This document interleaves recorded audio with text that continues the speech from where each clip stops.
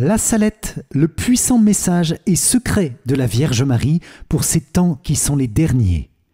Bonjour chers amis, c'est Christophe. Je suis heureux de vous retrouver sur Avec Marie, la grande famille qui vous aide à prier. Abonnez-vous dès maintenant et cliquez sur la cloche pour être sûr de recevoir les nouvelles prières. Bienvenue à vous pour découvrir ou redécouvrir ce très puissant message et secret de la Salette qui a été donné par la Vierge Marie le 19 septembre 1846. Notre-Dame apparaît à Mélanie et Maximin, deux petits bergers, et c'est une apparition marquante parce que la Vierge pleure.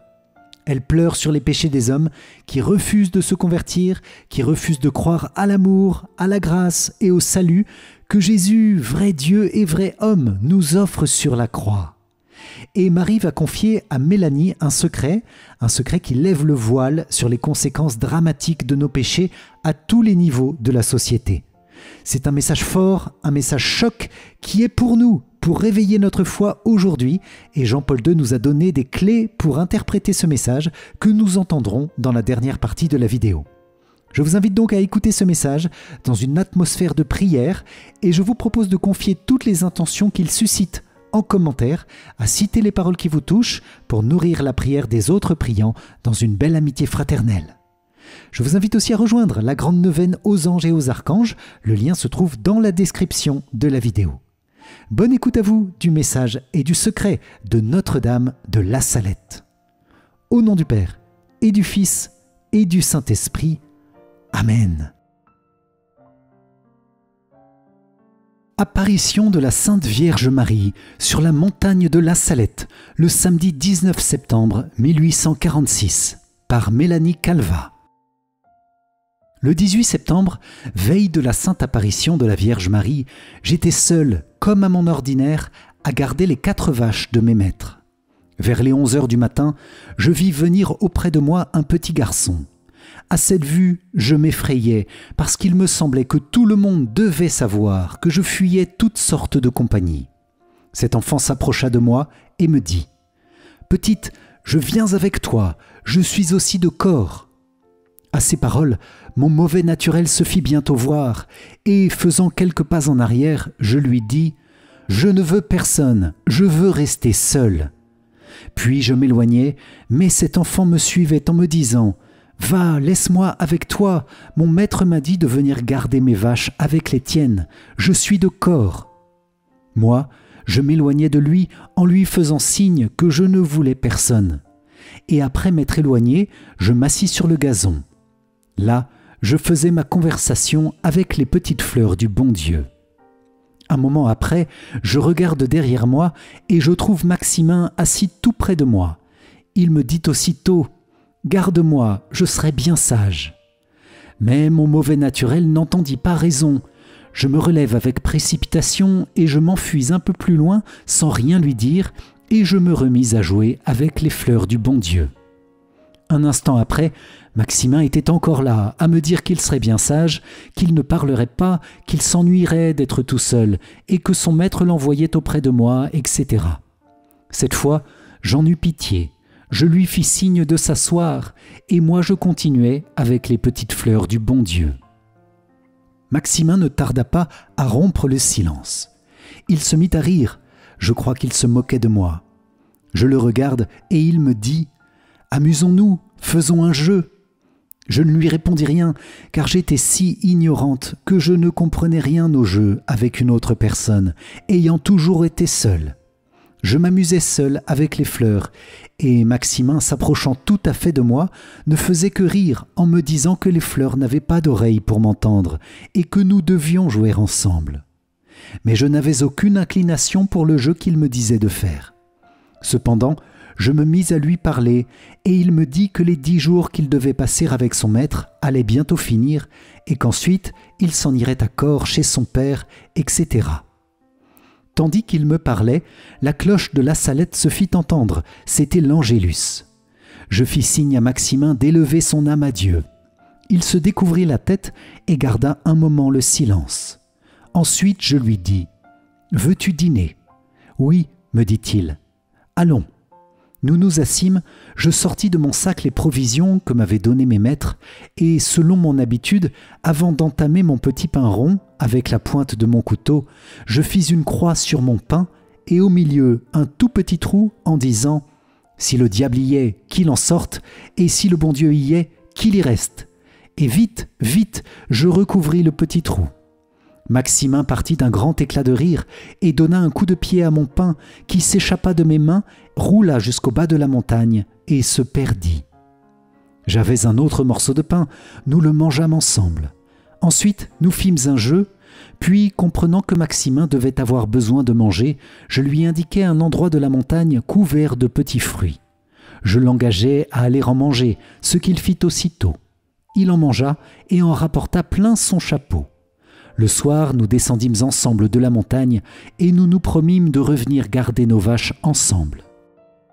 Le lendemain, 19 septembre, je me retrouve en chemin avec Maximin. Nous gravissons ensemble la montagne. Je trouvais que Maximin était très bon, très simple, et que volontiers il parlait de ce dont je voulais parler. Il était aussi très souple, ne tenant pas à son sentiment. Il était seulement un peu curieux, car quand je m'éloignais de lui, dès qu'il me voyait arrêter, il accourait vite pour voir ce que je faisais et entendre ce que je disais avec les fleurs du bon Dieu.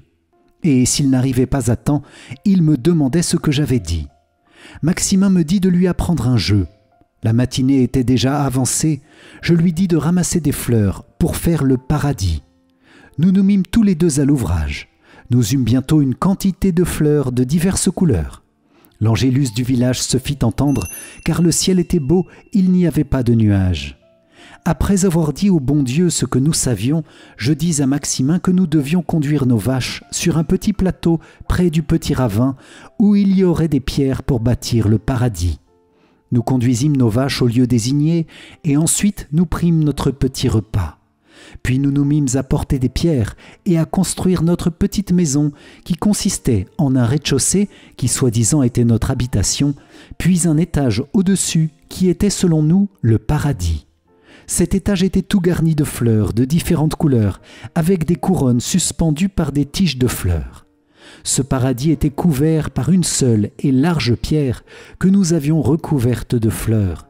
Nous avions aussi suspendu des couronnes tout autour. Le paradis terminé, nous le regardions. Le sommeil nous vint, nous nous éloignâmes de là à environ 2 pas et nous nous endormîmes sur le gazon.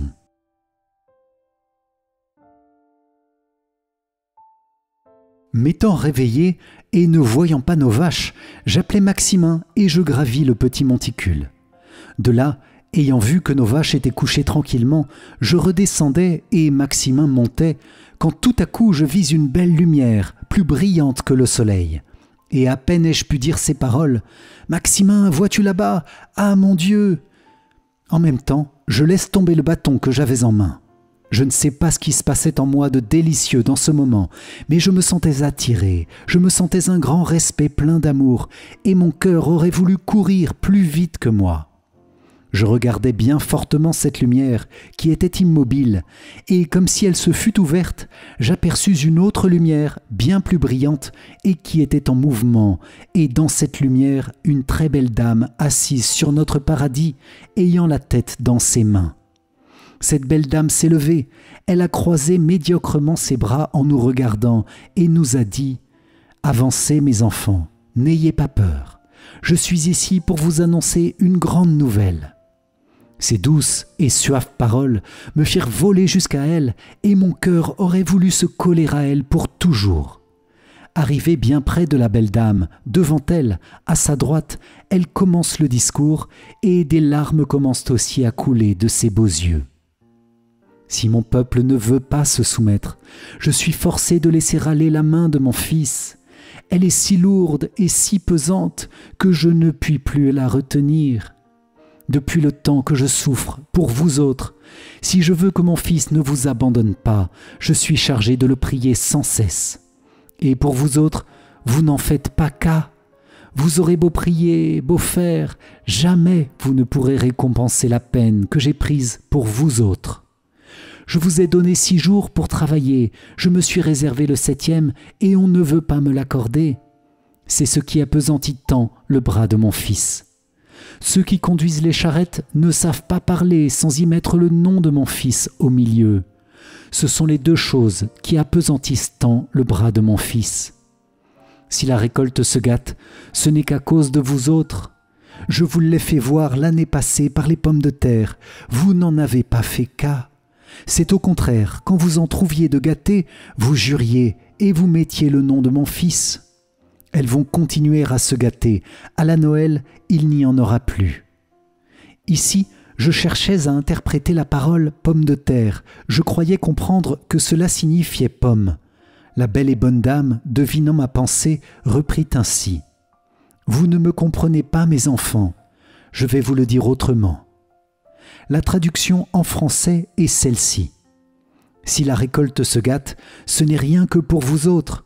Je vous l'ai fait voir l'année passée par les pommes de terre, et vous n'en avez pas fait cas.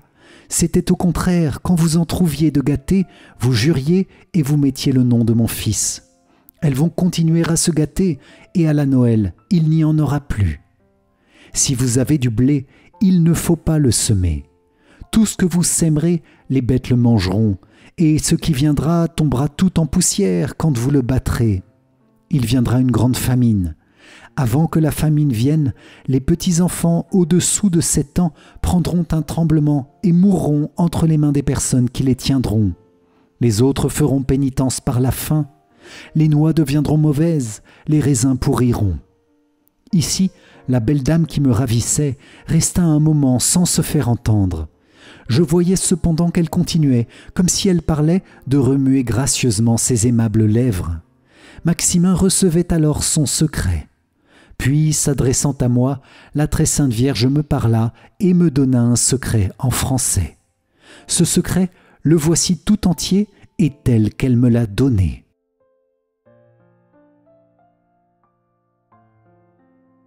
Mélanie, ce que je vais vous dire maintenant ne sera pas toujours secret. Vous pourrez le publier en 1858.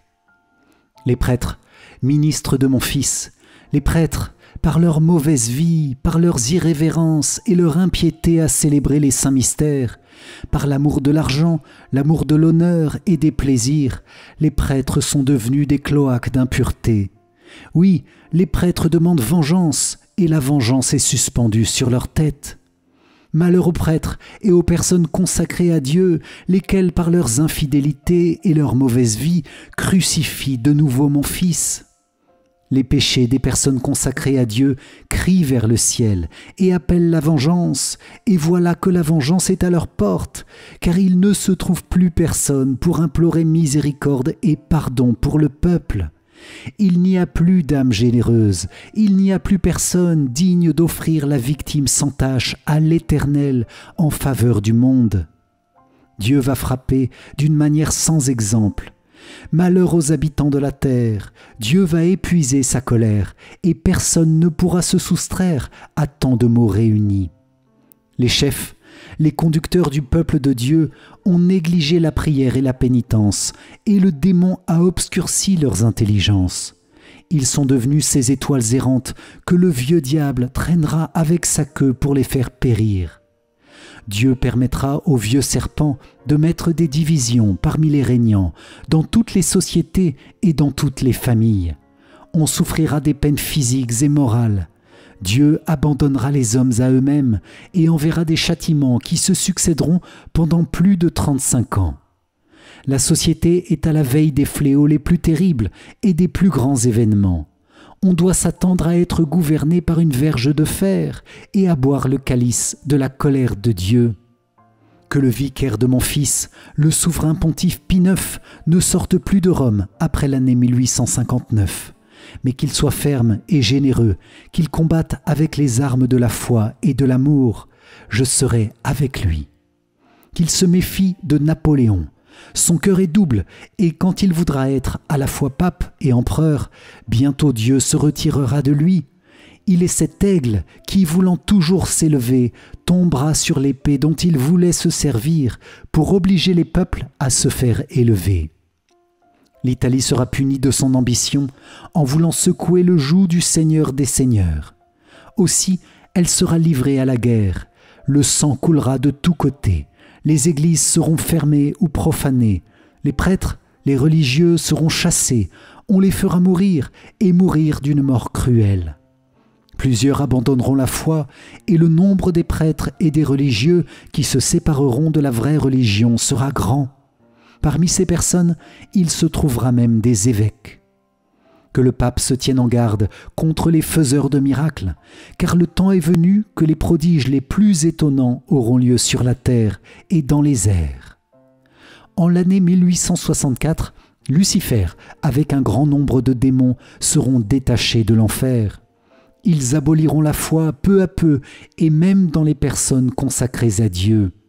Ils les aveugleront d'une telle manière qu'à moins d'une grâce particulière, ces personnes prendront l'esprit de ces mauvais anges.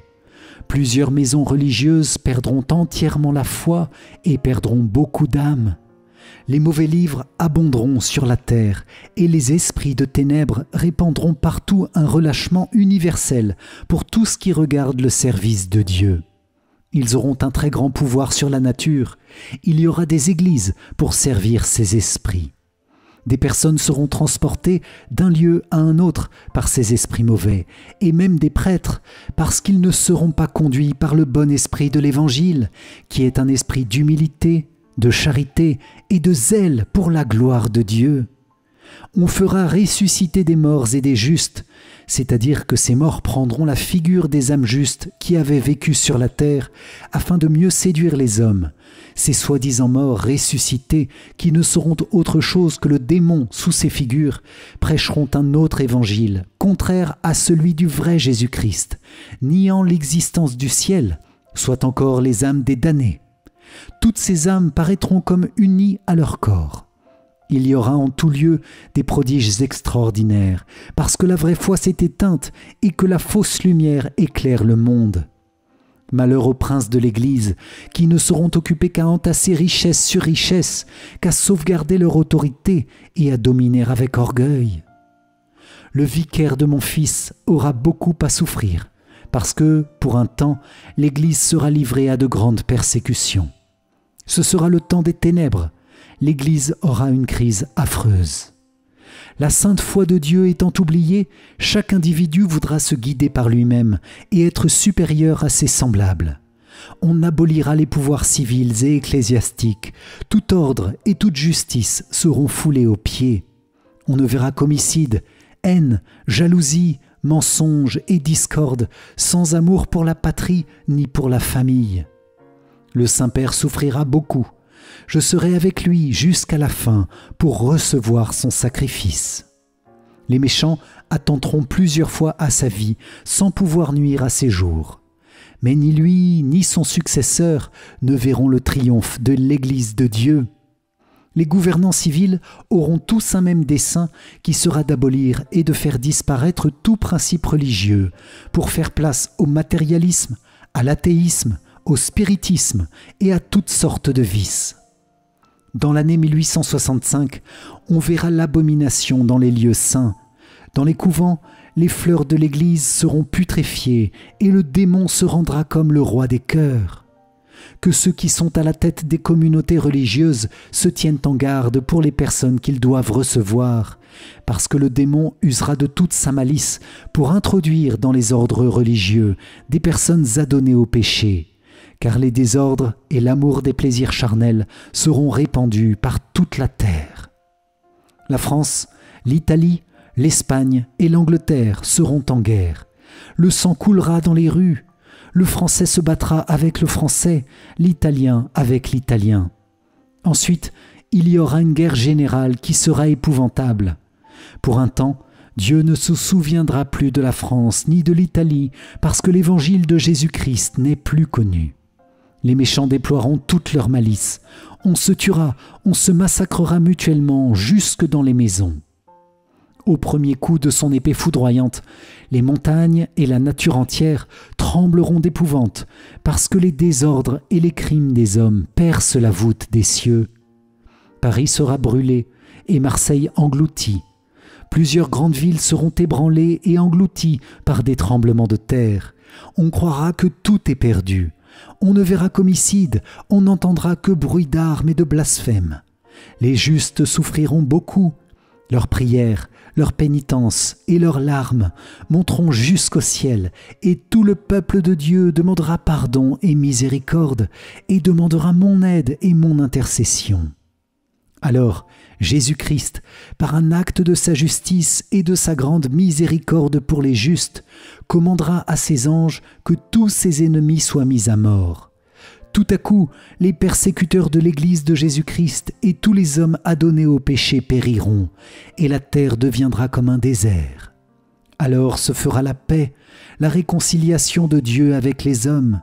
Jésus-Christ sera servi, adoré et glorifié. La charité fleurira partout.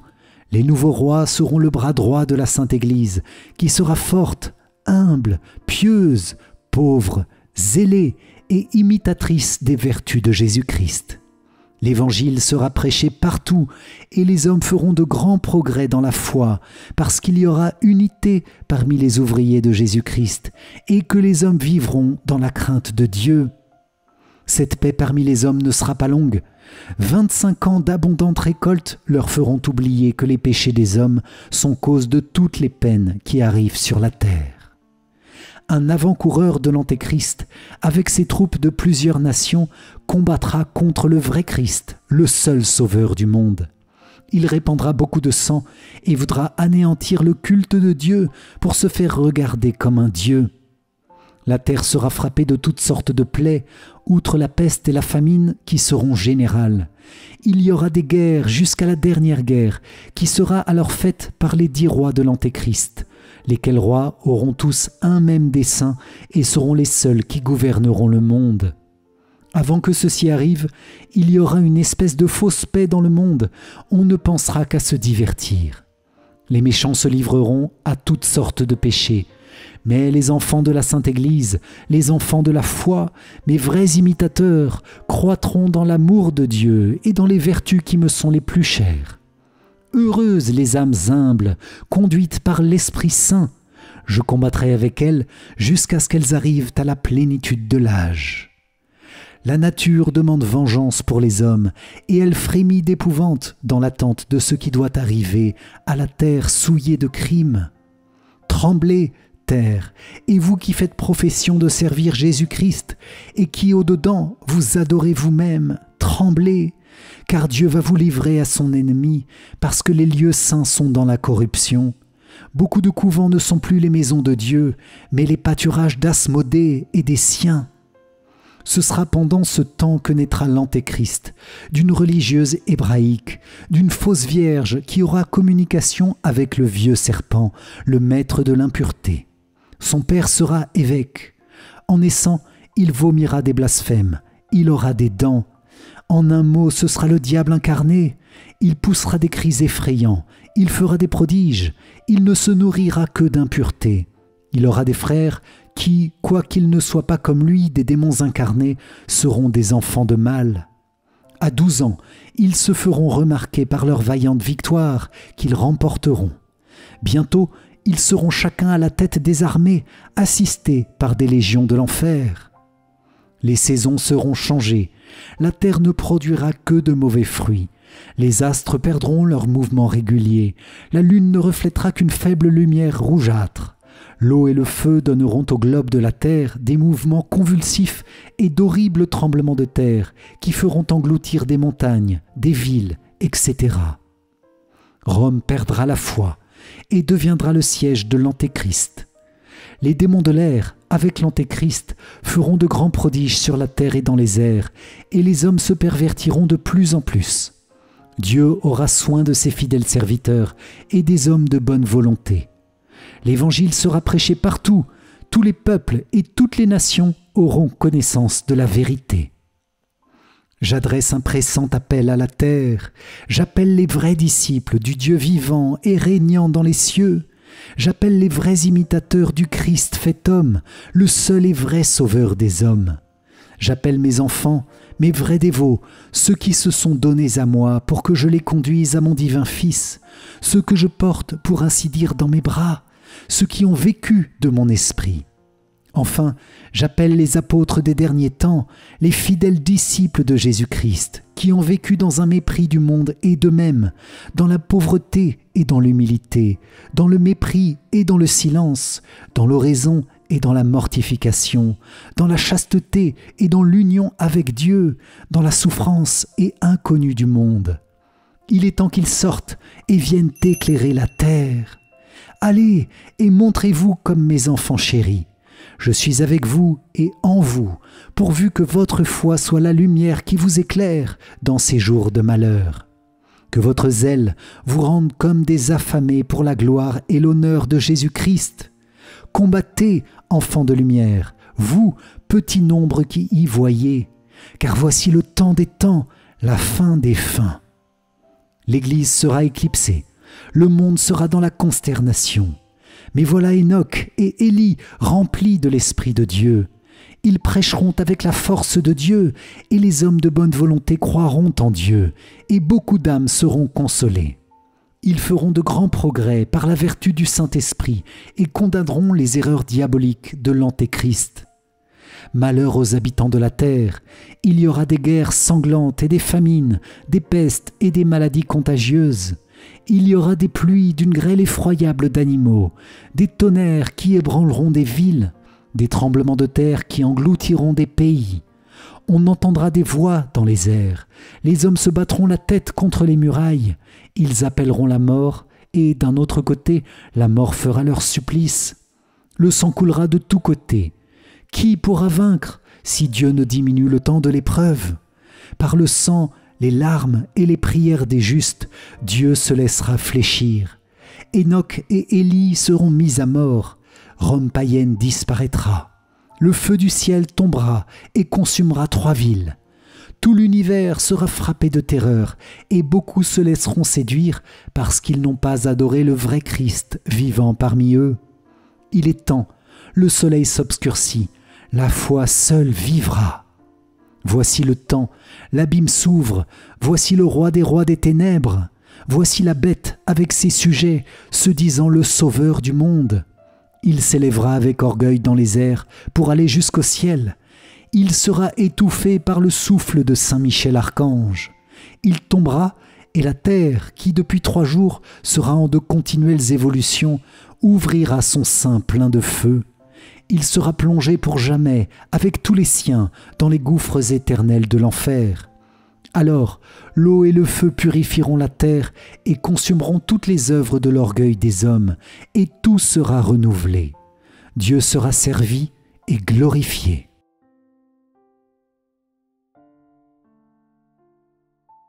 Ensuite, la Vierge me donna, aussi en français, la règle d'un nouvel ordre religieux. Après m'avoir donné la règle de ce nouvel ordre religieux, la Sainte Vierge reprit ainsi la suite du discours. S'ils se convertissent, les pierres et les rochers se changeront en blé, et les pommes de terre se trouveront ensemencées par les terres. Faites-vous bien votre prière, mes enfants. Nous répondîmes tous les deux, « Oh non, madame, pas beaucoup. » Ah, mes enfants, il faut bien la faire, soir et matin. Quand vous ne pourrez pas mieux faire, dites un pater et un Ave Maria. Et quand vous aurez le temps et que vous pourrez mieux faire, vous en direz davantage. Il ne va que quelques femmes un peu âgées à la messe. Les autres travaillent tout l'été le dimanche. Et l'hiver, quand ils ne savent que faire, ils ne vont à la messe que pour se moquer de la religion. Le carême, ils vont à la boucherie comme les chiens. N'avez-vous pas vu du blé gâté, mes enfants? Tous les deux nous avons répondu « Oh non, madame !» La Sainte Vierge, s'adressant à Maximin. « Mais toi, mon enfant, tu dois bien en avoir vu une fois vers le coin avec ton père. L'homme de la pièce dit à ton père « Venez voir comme mon blé se gâte. » Vous y allâtes. Ton père prit 2 ou 3 épis dans sa main, il les frotta et ils tombèrent en poussière. Puis, en vous retournant, quand vous n'étiez plus qu'à une demi-heure de corps, ton père te donna un morceau de pain en te disant « Tiens, mon enfant, mange cette année, car je ne sais pas qui mangera l'année prochaine si le blé se gâte comme cela. » Maximin répondit « C'est bien vrai, madame, je ne me le rappelais pas. » La très sainte Vierge a terminé son discours en français « Eh bien, mes enfants, vous le ferez passer à tout mon peuple. » La très belle dame traversa le ruisseau, et à 2 pas du ruisseau, sans se retourner vers nous qui la suivions, parce qu'elle attirait à elle par son éclat, et plus encore par sa bonté qui m'enivrait, qui semblait me faire fondre le cœur, elle nous dit encore « Eh bien, mes enfants, vous le ferez passer à tout mon peuple. » Puis elle a continué de marcher, jusqu'à l'endroit où j'étais monté pour regarder où étaient nos vaches.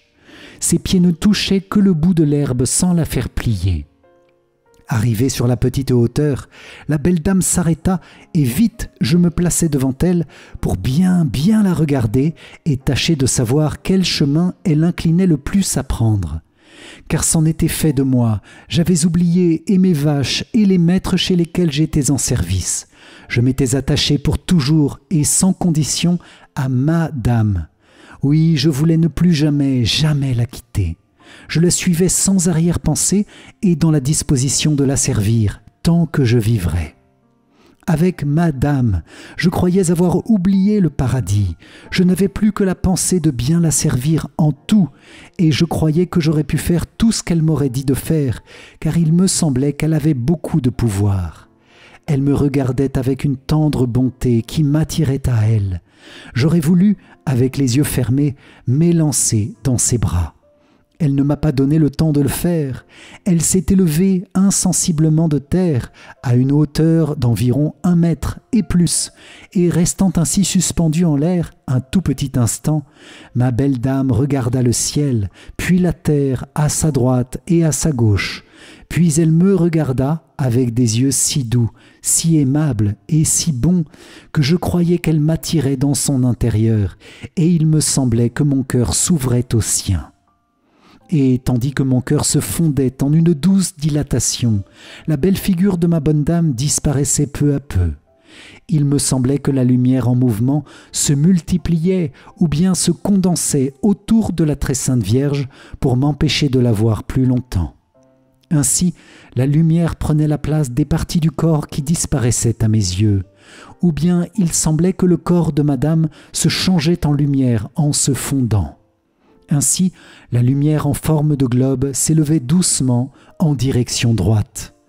Je ne puis pas dire si le volume de lumière diminuait à mesure qu'elle s'élevait, ou bien si c'était l'éloignement qui faisait que je voyais diminuer la lumière à mesure qu'elle s'élevait. Ce que je sais, c'est que je suis resté la tête levée et les yeux fixés sur la lumière, même après que cette lumière, qui allait toujours s'éloignant et diminuant de volume, eut fini par disparaître. Mes yeux se détachent du firmament, je regarde autour de moi, je vois Maximin qui me regardait, je lui dis « Mes mains, cela doit être le bon Dieu de mon père, ou la Sainte Vierge, ou quelque grande sainte. » Et Maximin, lançant la main en l'air, dit « Ah, si je l'avais su !»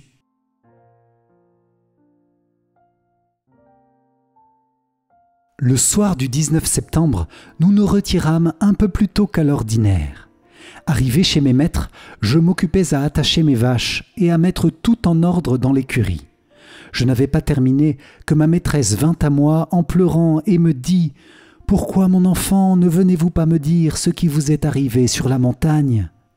Maximin, n'ayant pas trouvé ses maîtres, qui ne s'étaient pas encore retirés de leurs travaux, était venu chez les miens et avait raconté tout ce qu'il avait vu et entendu.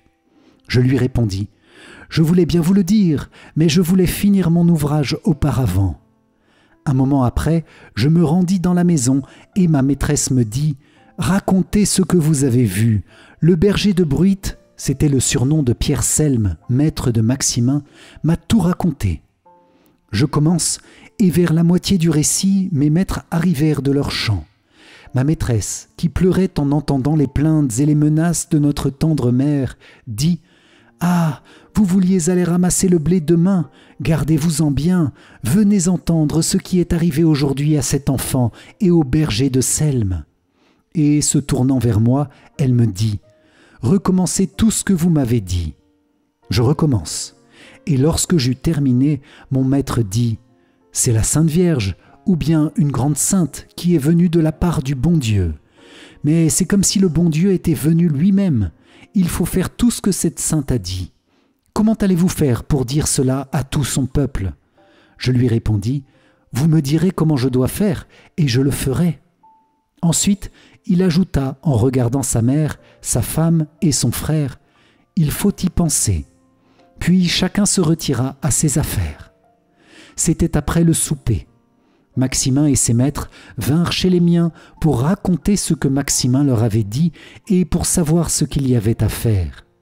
Car, dirent-ils, il nous semble que c'est la Sainte Vierge qui a été envoyée par le bon Dieu. Les paroles qu'elle a dites le font croire, et elle leur a dit de le faire passer à tout son peuple.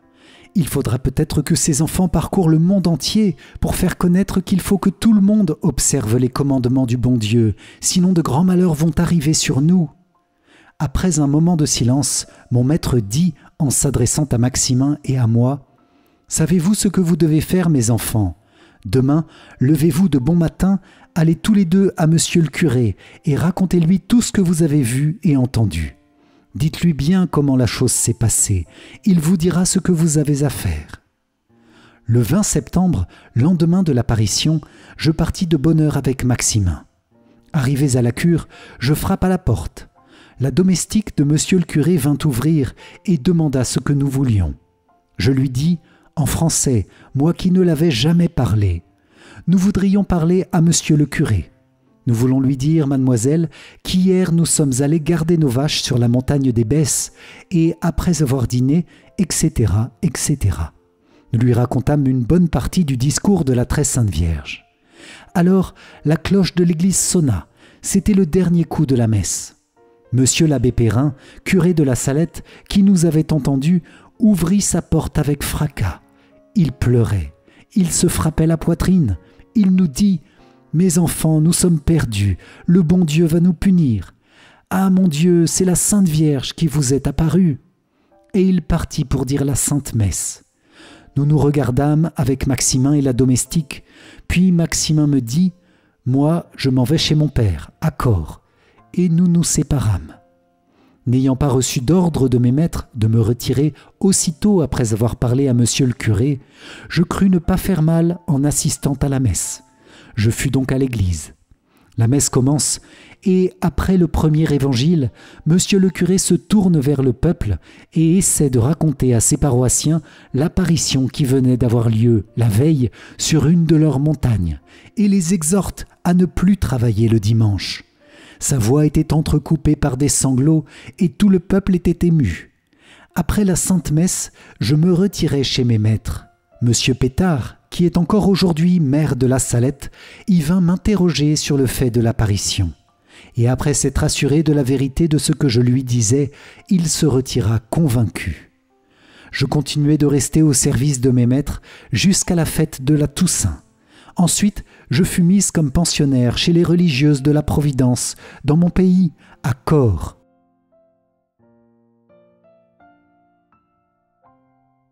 La Très Sainte Vierge était très grande et bien proportionnée. Elle paraissait être si légère qu'avec un souffle, on l'aurait fait remuer. Cependant, elle était immobile et bien posée. Sa physionomie était majestueuse, imposante, mais non imposante comme le sont les seigneurs d'ici-bas. Elle imposait une crainte respectueuse. En même temps que sa majesté imposait du respect mêlé d'amour, elle attirait à elle. Son regard était doux et pénétrant.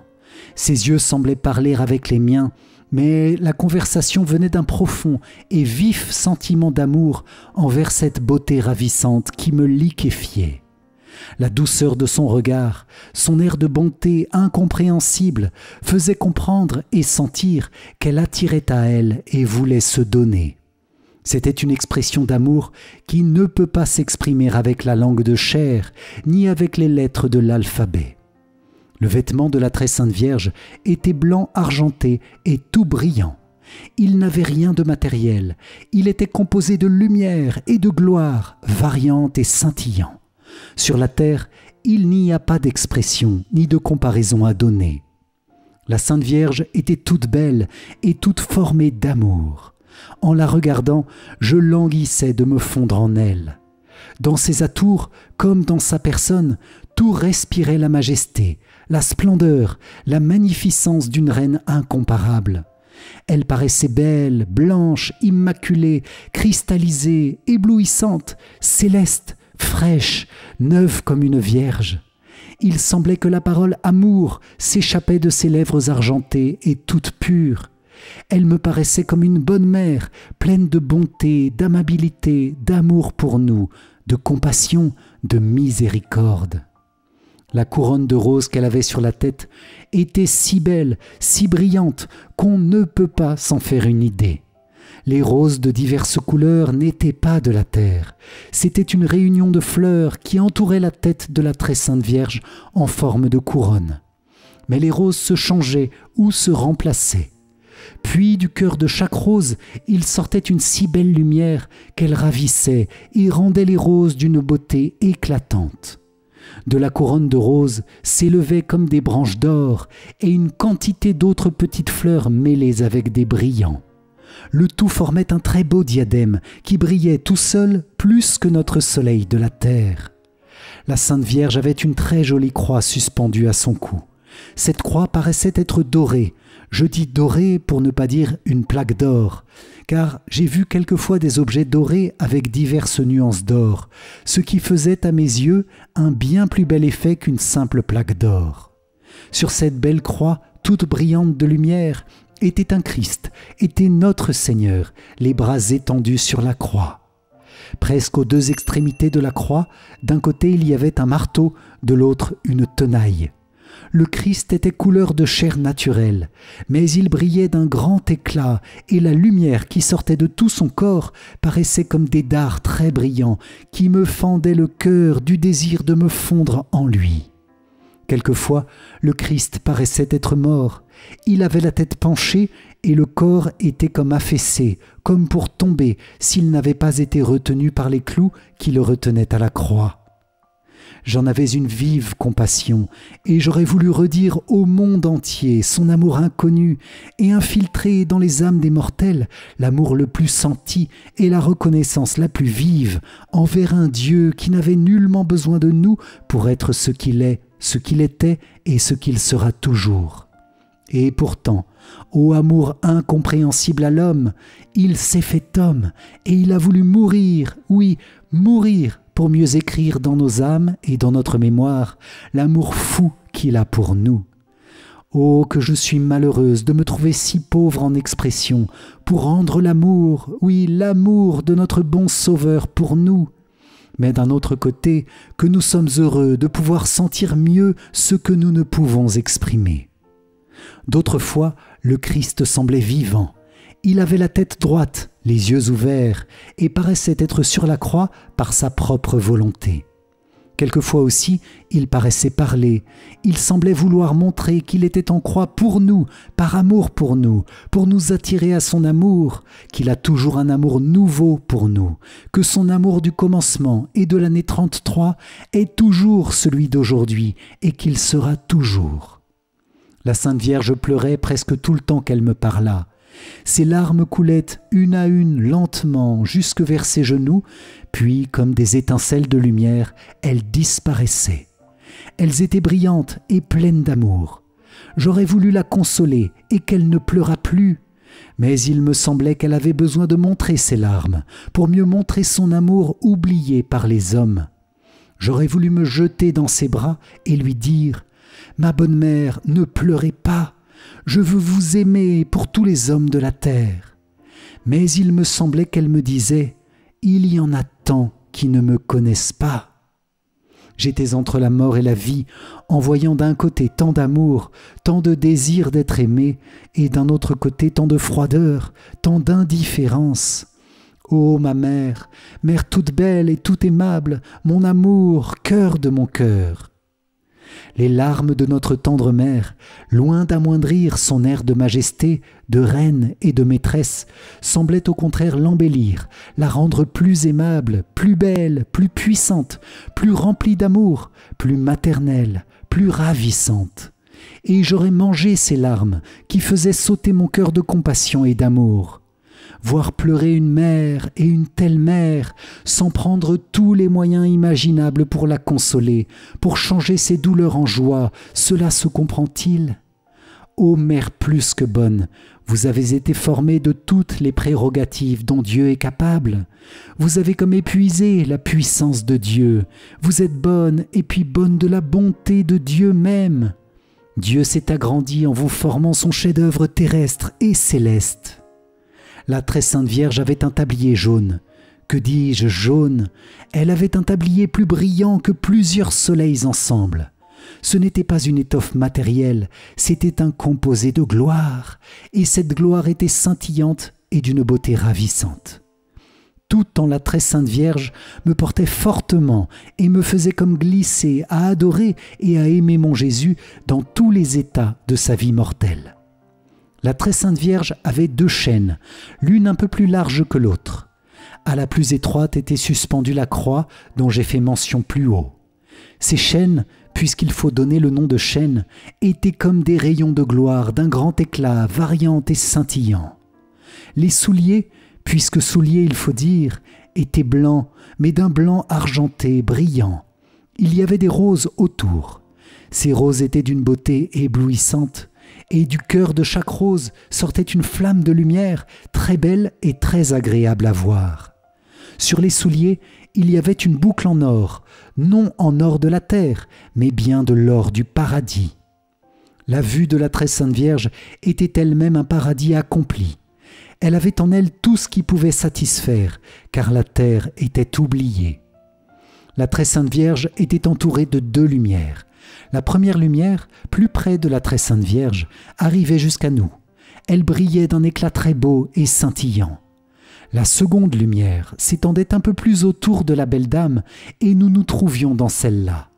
Elle était immobile, c'est-à-dire qu'elle ne scintillait pas, mais bien plus brillante que notre pauvre soleil de la terre. Toutes ces lumières ne faisaient pas mal aux yeux et ne fatiguaient nullement la vue. Outre toutes ces lumières, toute cette splendeur, il sortait encore des groupes ou faisceaux de lumière ou des rayons de lumière du corps de la très sainte Vierge, de ses habits et de partout. La voix de la belle dame était douce, elle enchantait, ravissait, faisait du bien au cœur. Elle rassasiait, aplanissait tous les obstacles, calmait, adoucissait. Il me semblait que j'aurais toujours voulu manger de sa belle voix, et mon cœur semblait danser ou vouloir aller à sa rencontre pour se liquéfier en elle. Les yeux de la très sainte Vierge, notre tendre mère, ne peuvent pas se décrire par une langue humaine.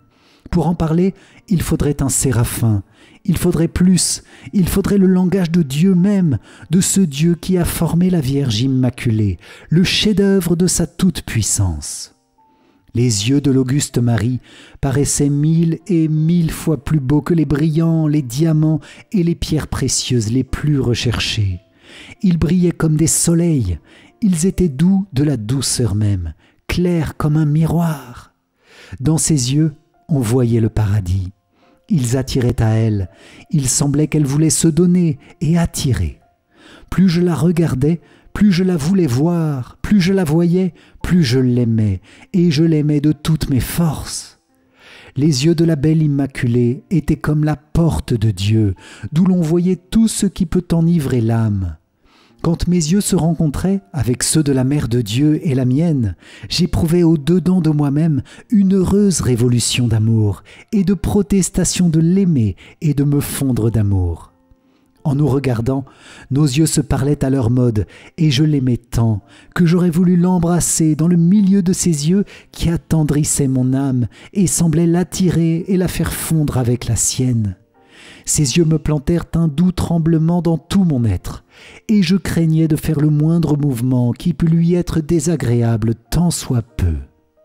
Cette seule vue des yeux de la plus pure des vierges aurait suffi pour être le ciel d'un bienheureux, aurait suffi pour faire entrer une âme dans la plénitude des volontés du Très-Haut, parmi tous les événements qui arrivent dans le cours de la vie mortelle, aurait suffi pour faire à cette âme de continuels actes de louange, de remerciement, de réparation et d'expiation.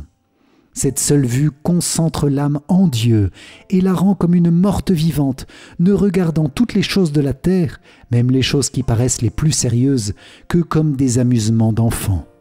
Elle ne voudrait entendre parler que de Dieu et de ce qui touche à sa gloire. Le péché est le seul mal qu'elle voit sur la terre. Elle en mourrait de douleur si Dieu ne la soutenait. Amen. Castellamare, le 21 novembre 1878, Marie de la Croix, victime de Jésus, née Mélanie Calva, bergère de La Salette. Voici la lettre du Saint-Pape Jean-Paul II à l'évêque de Grenoble pour les 150 ans de La Salette qui nous donne les clés importantes pour interpréter le message de Notre-Dame. Nous célébrons l'apparition de la Sainte Vierge Marie à La Salette, dans ce site des Alpes d'où son message n'a cessé de rayonner. Une telle commémoration peut être riche de grâce. Je tiens à m'y associer, en union avec les pèlerins qui viennent vénérer la Mère du Seigneur sous le titre de Notre-Dame réconciliatrice des pécheurs. Mère du Sauveur, Mère de l'Église, Mère des hommes, Marie accompagne chacun dans le pèlerinage de la vie. Marie, mère pleine d'amour, a montré en ce lieu sa tristesse devant le mal moral de l'humanité. Par ses larmes, elle nous aide à mieux saisir la douloureuse gravité du péché, du rejet de Dieu, mais aussi la fidélité passionnée que son Fils garde envers ses enfants. Lui, le Rédempteur, dont l'amour est blessé par l'oubli et le refus. Le message de La Salette fut délivré à 2 jeunes pâtres en un temps de grande souffrance des peuples, affectés par la famine et en butte à bien des injustices. De plus, l'indifférence ou l'hostilité à l'égard du message évangélique augmentait. Notre-Dame, en se faisant contempler portant sur elle l'image de son Christ crucifié, montre que, associée à l'œuvre du salut, elle compatit aux épreuves de ses enfants et souffre de les voir s'éloigner de l'Église du Christ, au point d'oublier ou de rejeter la présence de Dieu dans leur vie et la sainteté de son nom. Le rayonnement de l'événement de La Salette atteste bien que le message de Marie n'est pas tout entier dans la souffrance exprimée par les larmes. La Vierge appelle à se ressaisir. Elle invite à la pénitence, à la persévérance dans la prière et particulièrement à la fidélité de la pratique dominicale. Elle demande que son message passe à tout son peuple par le témoignage de 2 enfants.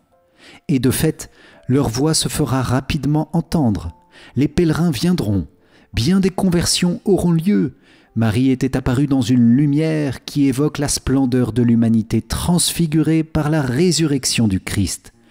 La Salette est un message d'espérance, car notre espérance est soutenue par l'intercession de celle qui est la mère des hommes. Les ruptures ne sont pas irrémédiables. La nuit du péché cède devant la lumière de la miséricorde divine. La souffrance humaine assumée peut contribuer à la purification et au salut. Pour qui marche humblement dans les voies du Seigneur, le bras du Fils de Marie ne pèsera pas pour condamner, mais il saisira la main tendue pour faire entrer dans la vie nouvelle les pécheurs réconciliés par la grâce de la croix. Les paroles de Marie à La Salette, par leur simplicité et leur rigueur, gardent une réelle actualité, dans un monde qui subit toujours les fléaux de la guerre et de la faim, et tant de malheurs qui sont des signes et souvent des conséquences du péché des hommes. Et aujourd'hui encore, celle que toutes les générations diront bienheureuse, veut conduire tout son peuple qui traverse les épreuves de ce temps à la joie qui naît de l'accomplissement paisible des missions données à l'homme par Dieu. De ces terres de Savoie et du Dauphiné, où la Vierge Marie a fait entendre son message, voici 1 siècle et demi, message d'une valeur permanente pour le 3e millénaire. Le même appel retentit aujourd'hui encore pour les nombreux pèlerins qui montent vers ce sanctuaire, ainsi que pour ceux qui se rendent en tant d'autres sanctuaires salétains. Je les encourage tous à présenter à la Vierge Immaculée les peines et les espérances de ce monde. Puissent-ils être les témoins de la réconciliation, don de Dieu et fruit de la rédemption pour les personnes, les familles et les peuples. Que le pèlerinage les aide à ne pas laisser leur vie chrétienne tomber dans la tiédeur ou dans l'indifférence et à ne jamais oublier de donner au Christ ressuscité la première place dans leur vie. Puissent-ils être, dans le monde, des artisans de la paix que le Seigneur a promise et demeurez indéfectiblement persuadés de la valeur inaliénable de la plus humble des personnes humaines. Marie est présente à l'Église comme au jour de la croix, au jour de la résurrection et au jour de la Pentecôte. À la Salette, elle a clairement manifesté la constance de sa prière pour le monde. Elle n'abandonnera jamais les hommes qui sont créés à l'image et à la ressemblance de Dieu et à qui il est donné de devenir enfants de Dieu. Puisse-t-elle conduire vers son Fils l'ensemble des nations de la terre. En vous confiant à Notre-Dame réconciliatrice, j'accorde de grand cœur à tous la bénédiction apostolique. Saint Jean-Paul II. Vierge Marie, nous te bénissons d'être venue à la Salette. Merci pour ton message qui nous réveille, qui nous appelle à la sainteté, à la mission, à mettre vraiment Dieu à la première place dans notre vie. Nous te demandons ta protection dans ces derniers temps, pour nous, pour nos familles, et nous te prions pour la paix dans le monde. Garde-nous dans une grande confiance, une grande espérance, parce que quoi qu'il arrive, c'est Dieu qui conduit l'histoire. Amen. Cœur sacré de Jésus, j'ai confiance en toi. Cœur immaculé de Marie, priez pour nous qui avons recours à vous. Saint Joseph, priez pour nous. Saint Michel Archange, priez pour nous. Notre Saint Ange gardien, veillez sur nous.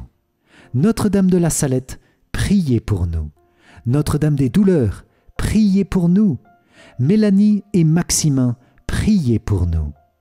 Ô Marie conçue sans péché, priez pour nous qui avons recours à vous. Ô Marie conçue sans péché, priez pour nous qui avons recours à vous. Ô Marie conçue sans péché, priez pour nous qui avons recours à vous. Au nom du Père et du Fils et du Saint-Esprit. Amen.